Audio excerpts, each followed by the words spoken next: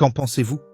Le langage ancestral codé de nos parures, joaillerie symbole de noblesse dans les temps immémoriaux, c'est-à-dire avant l'arrivée de l'homme blanc en Afrique noire. Le port de la chevillère, chaînette autour du pied, est une culture intrinsèque africaine pervertie par la colonisation et l'esclavage, sans parler des religions importées, l'impérialisme. Chez les hommes, le pied droit représentait la force, la vigueur, la virilité, des responsabilités, mais aussi chez les femmes qui avaient un rôle très important au sein de la communauté. Tandis que chez les femmes, c'était toujours autour du pied gauche qu'elles s'attachaient.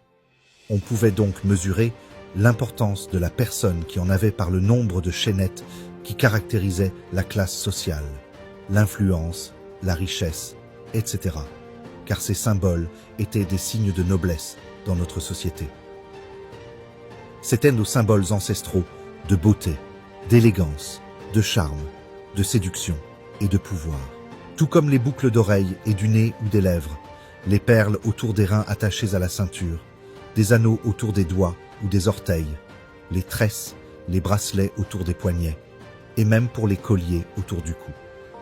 Les hommes et les femmes se parent des bijoux les plus beaux et les plus précieux en fonction de leur rang social.